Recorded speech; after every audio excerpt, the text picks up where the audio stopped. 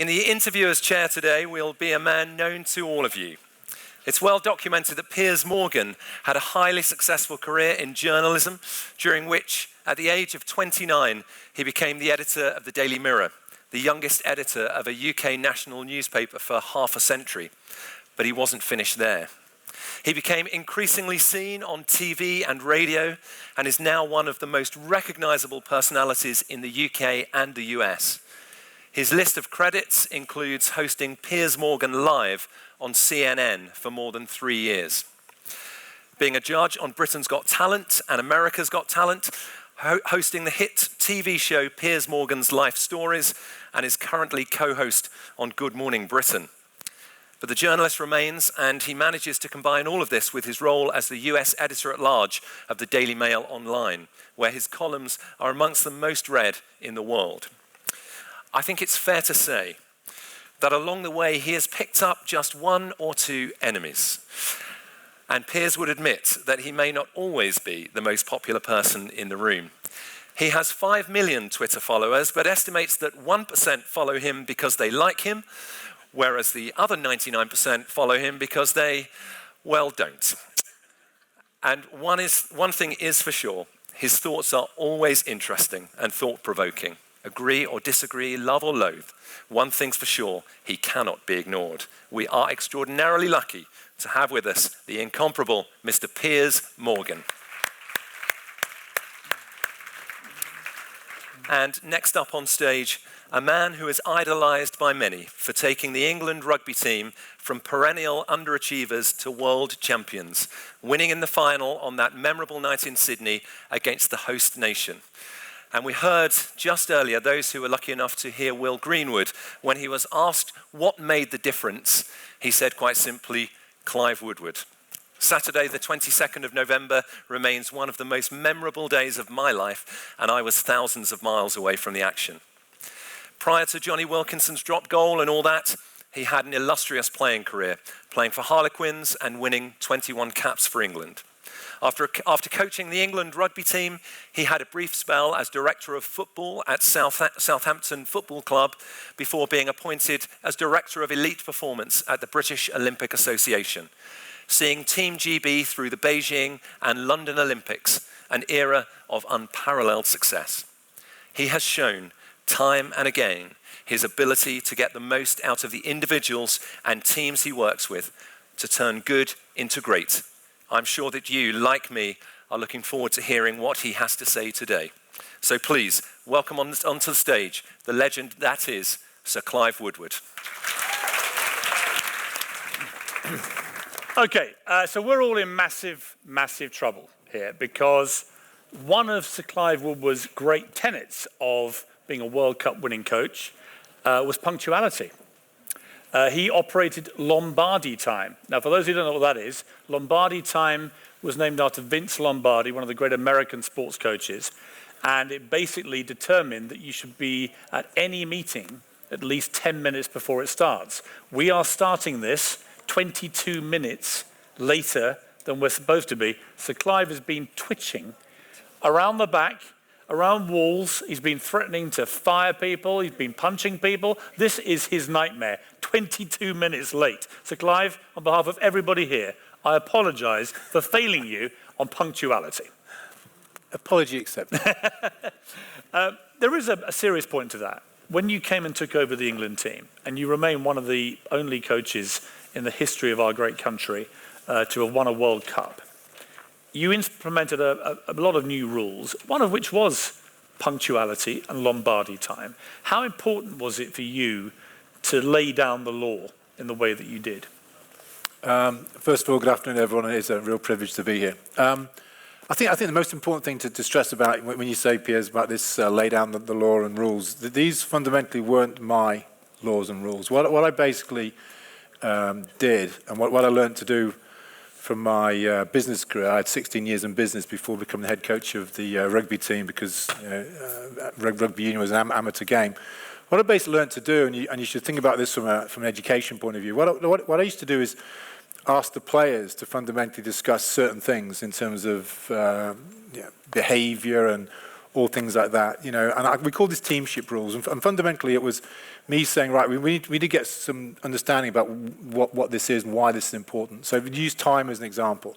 So I'd say, I want to know what you think time is all about. I know what I think time is all about, but I want you, the team, to come up with your definition of what time is. And it's them who came up with the rule about time is 10 minutes early, and they call it Lombardi time. And be very, very clear, this is kind of teamship stuff. If they came back to me, the head coach, the boss, whatever you want to call me, and I didn't like what they came back to me with, I wouldn't accept it. I'd bat it back, go, no, go and rediscuss this again. So, you know, I fundamentally don't believe in democracy.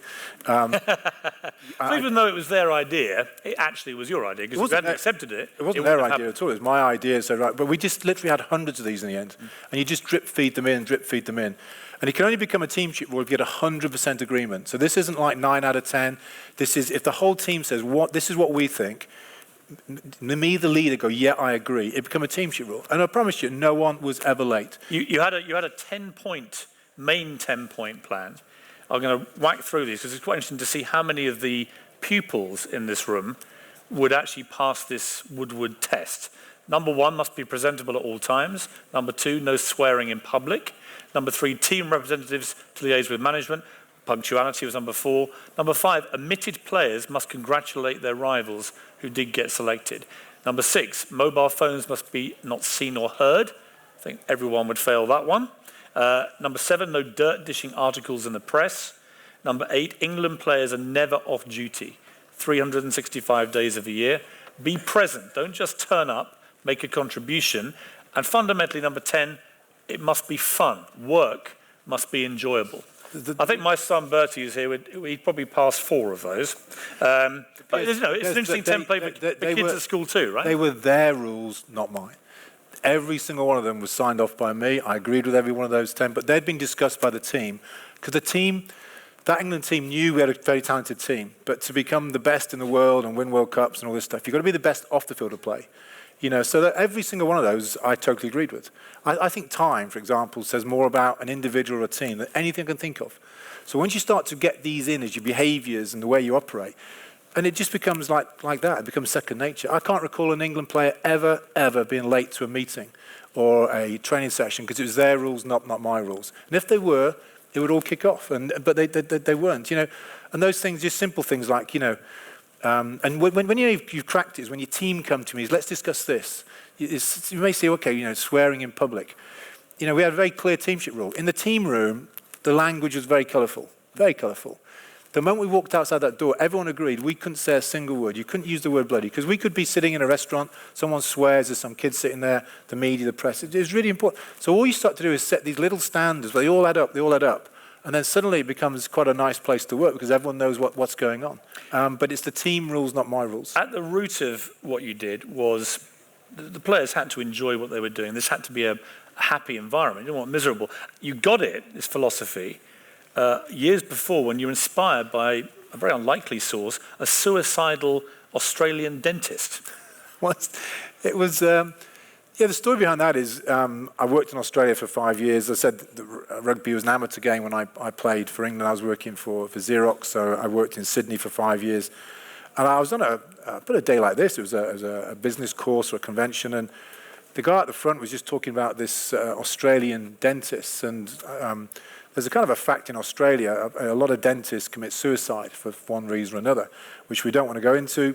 You know, suicide's a really serious subject, but there was this dentist called Paddy Lund who fundamentally decided to kill himself. He was unhappy about being a dentist. And, you know, he got to the Harbour Bridge, he was going to jump off and all that stuff. Decided, fortunately, not to, but went back to his dental practice and kind of sat down and said, right, I'm not going to kill myself, but I'm not going to run this dental practice completely and utterly. He was unhappy because of being a dentist. And he just completely, you know, if you put yourself in all seriousness, in your mind, you're going to kill yourself. You can start to get quite creative about what you're about to do. And here's the very first thing he did. He basically sat down at his computer and he deleted 95% of his patients. Anyone didn't like. Anyone ever say deleted, he didn't actually kill them, right? Deleted them off his computer. Anyone didn't like, anyone ever been late, deleted them. Before he did that, he wrote them all an individual letter. And it went something like this: Dear Piers, because of you, I was going to commit suicide. Quite a strong letter to get from your dentist. I had nothing to do with this, by the way. Quite a strong letter to get from your dentist on a kind of Monday morning, I guess. To the chosen 5%, you wrote a similar letter. Dear Clive, I was going to commit suicide. I'm now not going to commit suicide. But I'm going to run this dental practice completely and utterly differently. And what he did, he just completely transformed the way you run a dental practice. He's now multi-millionaire, extremely happy, and he's just changing his mindset, and he just put enjoyment absolutely top of the list. Enjoyment not only for his patients who are going to come and see him, but especially for his staff and his team. And he wrote a book about it called Building the Happiness-Centered Business by Dr. Paddy Lund. I mean, I kind of read a lot of books. That's the only book I've read twice. When you read it, it drives you nuts because everything is so simple, so obvious.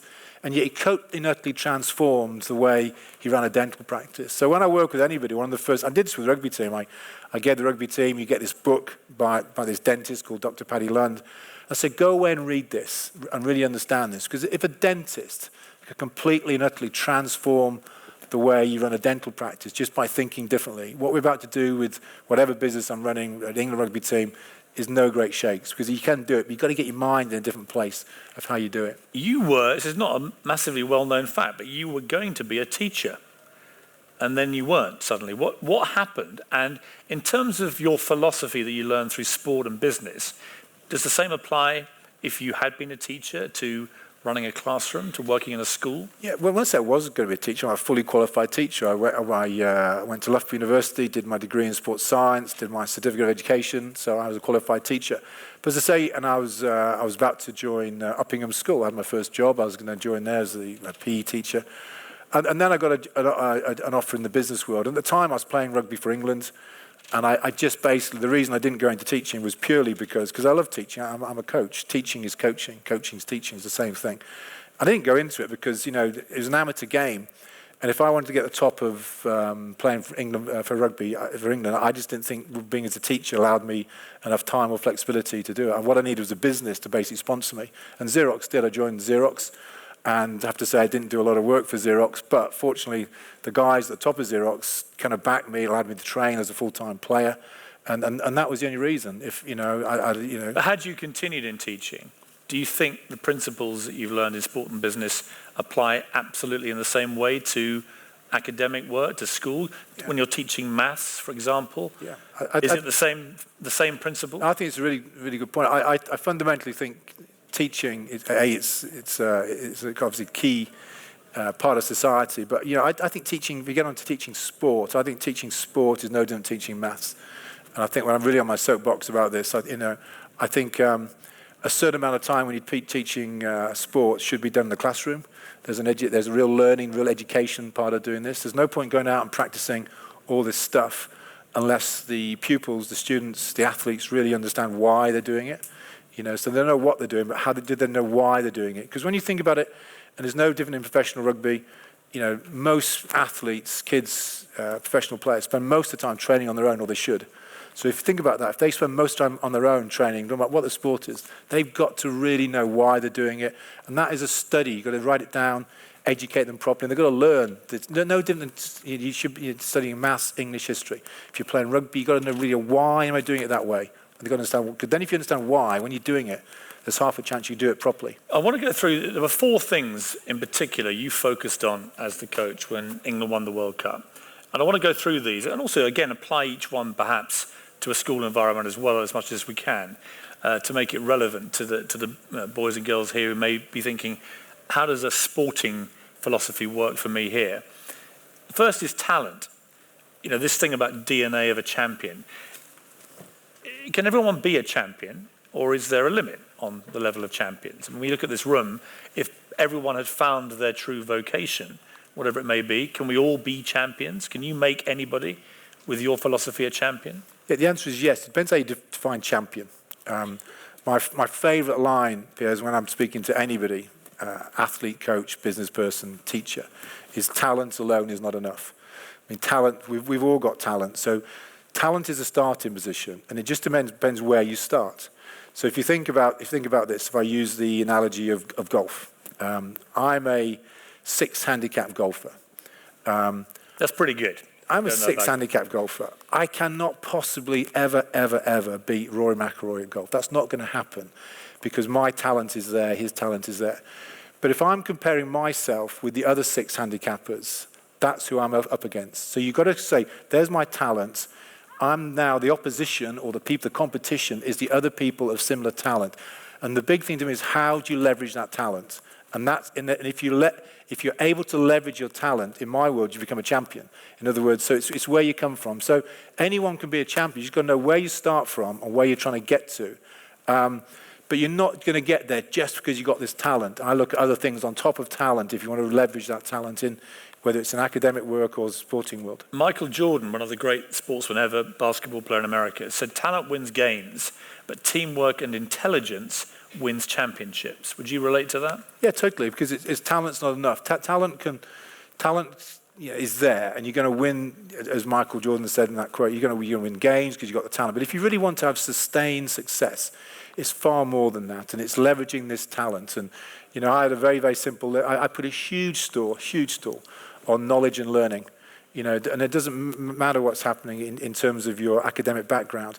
If you really want to get top in sport, we're talking about here, you've got to be what I call a sponge for this knowledge and learning. I'm going to come to it. Number 2 was teachability. And you're either a sponge or a rock, and I'll get you to explain what that is. But you said this: individuals must become students. They must learn how to improve. Especially important that older members of a team don't stifle that process. What is a sponge and what is a rock in that situation? Well, all the sponges is a sponge between your ears. You've got a thirst for knowledge, you've got a thirst for learning. And what I've seen, I had this amazing job with England, obviously, that took the team to the top. But my role with the Olympics just reinforced all my thoughts about this. When you're lucky enough to work with all these incredible athletes behind the scenes, and you see what Chris Hoy does, what Rebecca Adlington does, Jess Ennis does, their knowledge of what they do is amazing. They're not just gifted, talented athletes. They've taken their talent to a whole new level by really studying it. And I mean really studying it. So they know what they're doing, but they know why they're doing it. And they know how to get it better. And I just think athletes, if they engage properly with their coach, they'll push it harder than the coach. But unless there's an education part of this, and you as the coach is able to sit down in the classroom and really almost have a syllabus of how you're going to improve this player or athlete over a period of time. So it's what I call teachability, and I think if you, teachability is your ability to learn, your ability to take on knowledge. And if you're not, the opposite is kind of you become uncoachable, a bit of a know-it-all. If you become uncoachable, a bit of a know-it-all, to me, you just drop below the line with all those other talented people, where there's thousands of talented people. And this is what I think the thing is in football in our country. I think we've got this amazing talent in football.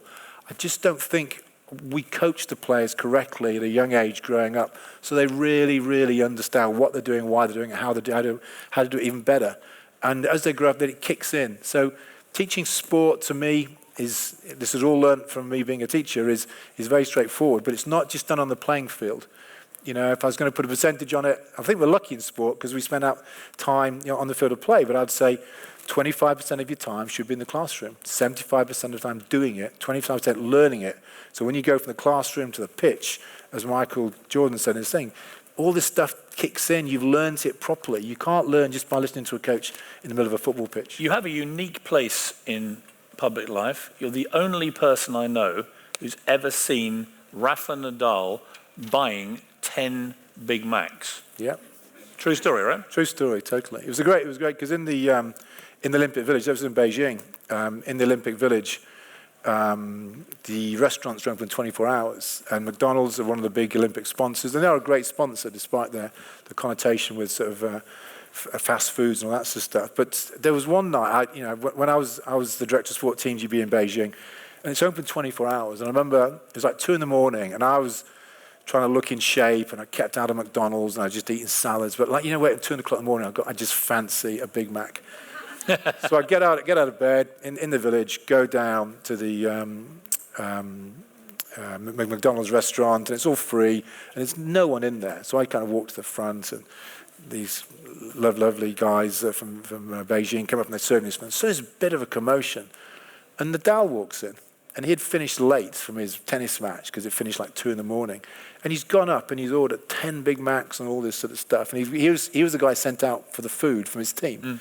And there was this amazing shot of him walking away with if I had my camera, McDonald's missed the biggest PR thing ever. And that was him. He was just I had a quick chat with him. He didn't know who I was from Adam. I was just another person having a Big Mac at 2 a.m. But it was just interesting that Nadal was the guy who obviously at 2 o'clock in the morning after his game fancied a Big Mac and was sent out by the whole team. Number 3 on your 4 things was pressure, the warrior spirit, the ability to deliver at crucial moments.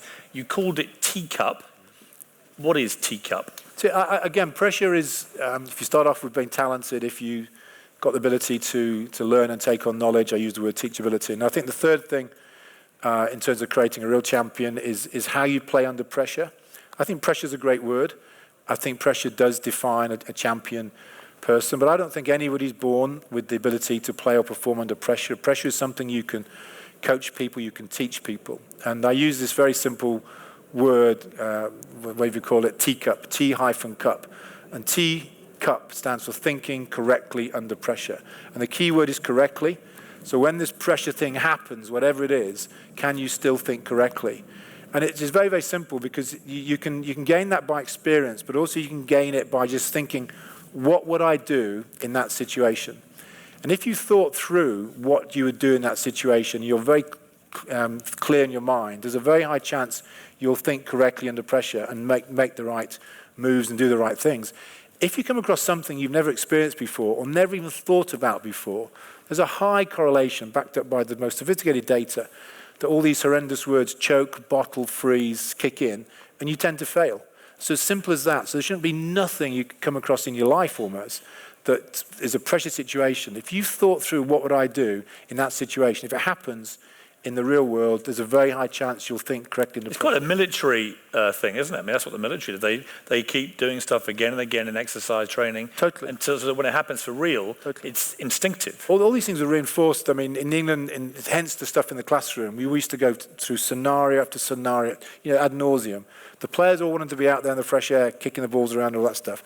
But we used to just go through, non-stop, session after session, year after year, just putting in scenarios, what we do in that situation. And when you think about the military, because I've been involved a little bit with the Royal Marines down to Livingston, that's exactly how they train. When you think of we're all hugely proud of our armed forces, all of them, but the Royal Marines are a bit special. They absolutely think they can win. Doesn't matter what the odds are, where they go, they believe they can win. But the average age of a Royal Marine officer is 21 years old. They haven't got the experience. What they do is they just go through classrooms, they go through scenario after scenario after scenario. What can happen? What can happen? They're taught very simply, war is a whole series of cock-ups. It's how you handle those cock-ups to get in the pressure situations. And they just go through classroom after classroom after classroom. So then when it happens, and that's their big USP, they can think correctly under pressure better than anybody else. Number 4 was will to win. You had a great quote about this. Motivation is the biggest load of bollocks I've ever heard. I wouldn't have said that. So. You did say that, Clive. You did. I'm just, direct quote. I'm just saying attitude. What did you mean by that? Attitude is just hard work. I mean, so again, just to say talent, teachability, pressure, and the last one is attitude, hard work. You can have all these wonderful theories and all this talent, unless your attitude is there, unless you've fundamentally got the DNA that you can work harder and more effectively than anybody else. That's where that kicks in. I think attitude, again, like pressure is a great word. I think you can measure attitude in people. You can coach attitude in people. You can take attitude to a whole new level. And again, I promise you, I've never seen any. I've been hugely lucky in my career, both in business and especially sport, with the rugby team, the Olympics. I've seen no one get to the top. And when you get to know them behind the scenes, they work so hard, harder than anybody else. You don't get lucky. It's their attitude and how these things get done. And then attitude is all these things we mentioned before about timekeeping, all this stuff. Fundamentally, the headline is hard work. You work harder than anybody else, and you've got those other attributes, including talent, you'll become a champion, as long as you know who you're competing with. Got a few more questions for me, then we're going to throw it to the floor. So have a think about any questions you may have for Sir Clive. The All Blacks, the most successful team in the history of sport, 80-odd% win record in their entire existence, have a no dickheads policy. We've had lots of people who have been called that over the years in British sport. What is your wiew of the Mavericks, who are brilliantly talented, but are by the All Black definition dickheads? In other words, you know who I'm talking about, but from all sports. What do you do in that scenario? Do you put up with it? Do you work with them, or do you kick them out? Yeah, I don't know where that quote came from, but I promise the All Blacks are no different than any other team. I think the most important thing about anything, you choose the most talented people, and you choose the I want the most talented person to work with. I'm unashamed, but I swear, whether you want to call them mavericks or whatever you want to call it, I want the most talented person in the room sitting here. I want my room full of talented people. I want to get the most talented people I can possibly get, and then it's my job as a coach to actually make them better. One of my favorite things, especially in team sports, is understanding, I absolutely believe in teamwork and all this stuff, but I think the teamwork becomes a lot easier if you focus on every individual. I think great teams are made of great individuals, and by what I mean by that is, I probably had more one-on-one meetings than any coach I've seen. So my job as a coach is to get every individual becoming better and better and better. And if you do that, they won't forget you, even though they're working in teams. If you're working in a team sport and every individual is moving up here, moving up, the team stuff almost takes care of itself. Would you have banned Kevin Peterson for life from the England cricket team? Not necessarily, no, because if I'd definitely choose Kevin Peterson, 100%. But then we would start working together. If Kevin Peterson then did something that was totally against how it worked, I'd get rid of him. But I don't think he would. I mean, very, very clear. It's funny when you win World Cups, people kind of forget. I had some real interesting characters in the team. These weren't angels, I promise you. We had some really, amazing people. Who was the least angelic member of your team? I would never name. There was a lot of them, but what I found with people like Peterson, they want to win. They know. Kevin Peterson knows he can't win as a test match player unless his whole team's with him, unless his coach is with him. I think what happens, Piers, often is the more sort of out there you become, the more the coach can back off you and you don't engage with that person. I think it's actually opposite. If you've got this person who's got this real talent, Ivanovic in the Swedish team, we've seen this in football recently. Yep. They're the guy I want to be close to. They're the guy I want to sit in there to really make sure that they are leading on this. But they've got to understand they can't be this superstar person unless they've got a team who's really supporting them. So I would do everything humanly possible as a coach to make that individual as best as they can. But if they ever let me down, we would have a huge problem. Let's talk, before we go to questions from the audience, about failure. After you won the World Cup, you were then put in charge of the British Lions and got a drubbing against the All Blacks, who were a fantastic team. We lost. It has to be put in context. Yeah, but you lost to a great team, and there's no shame in that. But it was seen as a big failure for you after the ultimate triumph. Again, I'm going to quote Michael Jordan. I've failed over and over again in my life. That is why I succeed. I've missed more than 9,000 shots in my career. I've lost almost 300 games. 26 times I've been trusted to take the game-winning shot, and I've missed. I've failed over and over and over again in my life. That is why I'm successful. I can accept failure. Everyone fails, but I can't accept not trying. That seemed to me a staggering admission from a guy who is by far the greatest basketball player in history. What did you learn from failure? And is this something everyone has to go through to be better? We'll be very clear. You never plan for failure. You do to a certain degree, which I'll cover. To go from England to the Lions to this interview, you want to be a success at it. You want it to go well. But the England rugby team went from there to there, but it did not go in a straight line. We had huge failures on the way, and it's all part of the kind of learning. You don't like it at the time, but looking back, you realise what we actually learned. The British Lions to me was a huge disappointment. But looking back now, I was a far better coach after that. And I think the prime example is Eddie Jones. Eddie Jones, who's kind of a friend of mine, you look at his CV, he was the coach of the Australian team you beat in 2003. We beat in 2003. In the final. He then went on a record losing streak for Australia. He got fired by Australia. He then took over Queensland, did that for a year, got fired by them, ended up in Japan. Now, what I'm saying, and I think that's what you're hinting at, is that to me strengthens his CV because you've got someone who's actually, an area at Leicester.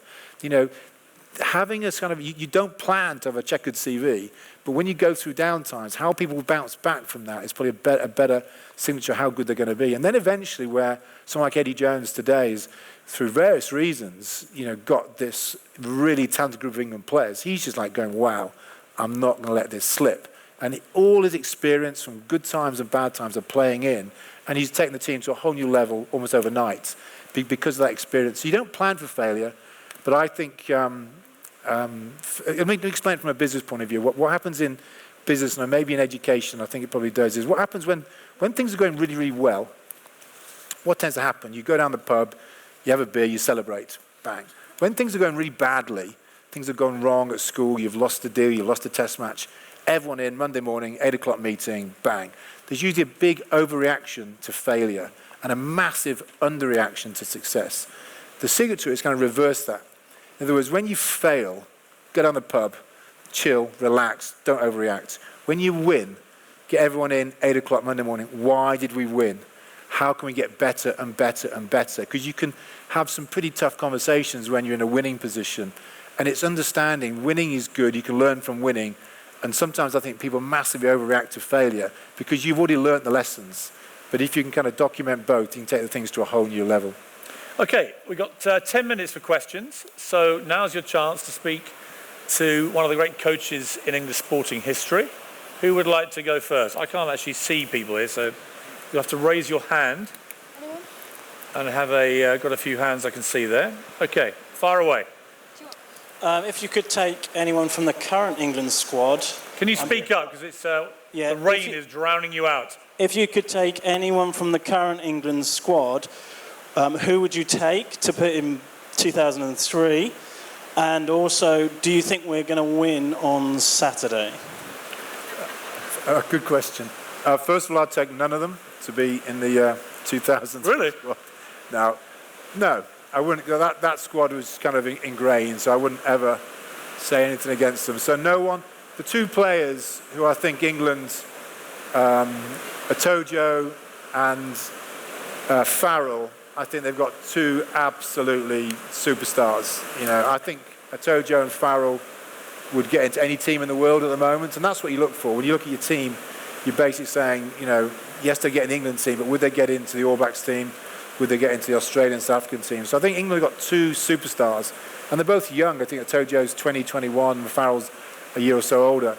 And when you've got those two players, you can rebuild everything around it. And I, you know, in my time, I can't tell you how lucky I was with the group I had, but we had Martin Johnson, Johnny Wilkinson, same positions to build around. You add on to that, Lawrence Dallaglio, Will Greenwood was here earlier on. Had an amazing, talented team, but you know, I promise you, they worked their butts off to get there. And I just see great things with this current team of people because we've got a really experienced coach who's been there, got the T-shirt, had real setbacks, and is a man on a mission because of his kind of... And it is quite funny having an Australian giving the Australians a good kicking, isn't it? It's more than funny. I think it's because especially when he used to give me so much stick when I was in Australia, when he was the Australian coach, and now he's kind of moaning about what the Australian press say about him. So it is a bit ironic, but I think it's fantastic. And I've always had no problem at all about you just choose the best coach. You know, it's the same with the football team, the rugby team. Choose the best coach. I didn't want to get picked as coaching England because I was English. I want to get picked because I was the best coach. And you're a Chelsea fan, so you may not be the best guy to ask about success of football at the moment, obviously. Who do you fancy for the Euros? I always say England. I never see England losing, which is a real kind of like that. I think the Euros have been great. I mean, the game last night, Spain-Croatia game, I love football. As I said before, I had a year in professional football with Southampton, which was brilliant. Who would I fancy for the Euros? I've got this nagging feeling. I still think someone's got to beat Germany. They've not played that well so far. I just look at them. I think their coach is brilliant. I just think they're kind of just doing that, and I still think they're the team. Someone's got to beat Germany to win this thing. I agree. Any other questions? Yes. Hello, Sir Clive. My name's Johnny Bourne. I just wanted to pick up on a point and then ask a question if I could. I'm a soldier transitioning into the education sector at the moment. I'd just like to reinforce the example you gave about preparing for situations. And the point I'd make about that is it doesn't just improve our decision making, it also meant we were in each other's minds as well, which meant that as a team we performed under pressure much, much better than we would have done otherwise. So I reinforce If I could just interrupt you there, just to reinforce your point. You're absolutely right. I mean, what I see in great teams is great teams are not about just people working effectively together. Great teams are actually working with people you totally trust. And if you're sitting here and your teammates, if you totally trust these two people, because you know they've put in all the hard yards, all the thought process that I've spoken about, which the Marines do, you create a huge amount of respect. You can have great teams where fundamental people in the teams actually don't get on with each other too well. There's nothing wrong with that. I can promise you some of the England rugby players in our team, they weren't the best of mates, but they totally respected and trusted each other because of the huge amount of hard work they they put in. And that's what I saw in the Marines when I was down there, and still do when I'm lucky enough to work with them. Yep, thanks for that. Question? And I wasn't a Marine, or I'm not a Marine, I'm a Gurkha, but... there you go. There you go. My question for you was, you talked about this one-on-one interaction you had with your people, and the thing that I noticed over the years, particularly in combat situations, was how those who were working for me, their performance ramped up immeasurably when there was a strong sense of my affection, dare I say it, my love for them. And I just wondered whether you could break that out a little bit yourself. Did you feel that the team performed for you that much better because they had no doubt about your affection and respect for them? I'll use my words very carefully. I mean, yeah, Did Johnny Wilkinson fancy is what he's really I just had huge respect for these players because I saw how hard they're working, and there were some casualties. There were some guys who didn't make the cut, and we started to get those out. But it took us after about a couple of years. I was totally confident and trusted every single one of those players that we were on a mission, and I thought we had the talent to become the best in the world and win. I don't think you can get too close. I mean, when I say too close, they can't become your mates, meaning because you've got to have a kind of a business relationship with them, meaning because you are going to fire them, you are going to drop them, you are all this sort of stuff. But you can do that, I think, and still be close to them. But you can't get too close. I used to quite like bringing the players, home for dinner, where my wife was there, and you learn a lot about them with their girlfriends and their parents sometimes. So you're getting close in that way. But I think the real kind of what happens if you do everything you can to try and improve that player, if you really go out your way to do things and something to make him or her a better player, a better athlete, they won't forget that.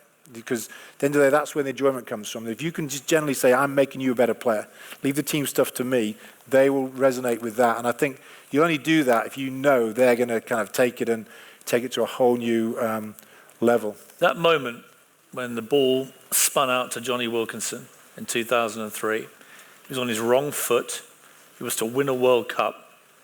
What were you thinking in that second as he took the ball in his hands?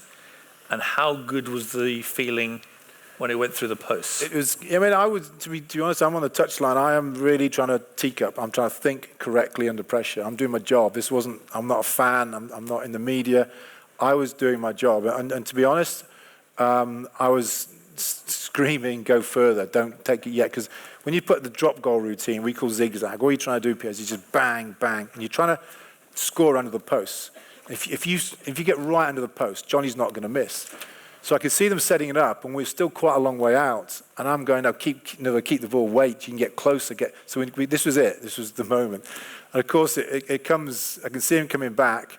I mean, Dawes passes on his wrong foot because his strong foot's the left one. He passed on his right foot. We would have practiced that a million times. Left foot, goes to his right foot. I'm just going, oh no, this is because he already missed. Everyone thinks Johnny Wilkins is a hero. He'd already missed 4 drop goals. Yeah. If he'd actually done his job properly, he wouldn't have to go through that. So I was just going, no, it gone to his right foot, and of course it sails over. And I was actually really, looking back, really pleased, because if you see, I'm not getting, these cameras go straight to me, I'm not jumping around, I'm shouting restart. The game's not finished, the whistle didn't go, there's still a kick-off, and the Australians got a kick-off. And if they win that kick-off, we could lose the World Cup, because the referee was just killing us. And they either score a try, or definitely give him a penalty because he was kind of be the star of the show, the referee. So I'm screaming, restart. And I promise you, on that restart, it was the worst restart I've ever seen, meaning we were completely out of position. And the Aussies, that's why they're well coached and well drilled. Larkham gets the ball, and he's looking, where do I kick the ball to have maximum chance to get the ball? And in front of him, just 10 yards from him, is a guy called Trevor Woodman. Trevor Woodman should have been stood over there with Martin Johnson to lift him. Woodman's there on his own, little fat prop. So Larkham, I'm just going, oh my God, and I'm like screaming. So Larkham puts this an amazing kick, and I'm just going, I can't believe what's going, because they're going to win the ball. I could see this. I am screaming at everybody because the players were celebrating. They'd lost, especially this guy Greenwood. He was the guy high-fiving everyone, doing all this stuff. I know he's in here somewhere. The reason he's doing this is because Will Greenwood is in the audience. And then we decided to give him a good kicky while he was here. So, Will, welcome. For whatever reason, Trevor Woodman, I've never seen anything like it. It's like a salmon. He just goes up in the air, takes this ball like he's, Jason Robinson, catches the ball, bang, we win the ball, Cat kicks it out, we win the World Cup. I promise you, the players are coming off the pitch. I am going nuts about the restart. Just won the World Cup final. You know, got Greenwood coming up and everyone's hugging each other and all this stuff. And I'm going, the restart, you know. And they're going, chill out, just calm down. We've won the World Cup. So eventually I chilled out. Only just, you can see all these years later, still won. Even now you're annoyed about Johnny Wilkinson. If that kick if he'd not caught that ball, I may not be sitting here. Will Green would not be in the audience being interviewed. Lives change in that moment in time. I mean, the football, you know, Roy Hodgson, if Sturridge doesn't score that goal, he's got 1 minute left. If he doesn't score 1 minute to go, his life could have completely changed. So that's why we love sport, because you just hope you happen to fall down on the right side of the, and we did, because an amazing bunch of players who worked their butts off, every single one of them, to get the job done. It's been a fascinating talk. I wanted to interview you for years, actually. You've always said no. So I was quite pleased when I managed to corner you through the prism of Wellington College. I've got a son here. It's a fabulous school. Many of the things you've talked about are part of the ethos of Wellington College, and they're very privileged to be here. I'd love to have come to a school like this. Before we wrap up, what is your message to the pupils of a school like this about how they can go from just being good academically and sporting or art or whatever it may be, to turning themselves into champions from a school like this? Yeah, you're right. It's an amazing school. I'd have loved to come to somewhere like this. We went to not quite this sort of school. I mean, my advice to anybody I meet, and I of course meet a lot of young kids in terms of coaching, is just back to this, you know, the obvious ones, is you don't waste opportunity, but just learn. You know, learn. I think learning is the fundamental to anything you're about to do, you know, and the more you really understand the importance of learning. And learning isn't just about being in the classroom with a teacher. Learning is learning off each other. It's finding ways of really capturing it and keeping it and studying it, but really have a sponge of a thirst for knowledge. So whatever your subject is, whether it's music, sports, maths, English, just have this passion for learning. And I don't think today, you know, with the internet and mobile, there's just no excuse, because there's so much information and knowledge and learning. But find ways of keeping it, find ways of leveraging it, and you'll know at the end of the day, you know, this is a competitive school, which is brilliant, that the kids are going to go out to a competitive world. If they want to become champions, what will differentiate about how much knowledge they've really got to leverage their own talent, whatever they do. So I would just say learning is absolutely key, and if you find kids who really do study hard and learn hard in sport or anything, they will get the job done. And as you say, this is a pretty amazing place that actually helps that happen. So Clive, it's been a really inspiring, fascinating talk. I think I'll speak on behalf of everyone here, and I thank you very much. And if you want to be a champion, listen to what the great man has just said for the last 40 minutes. Clive Woodward, thank you very much. Thank you. Thanks very much.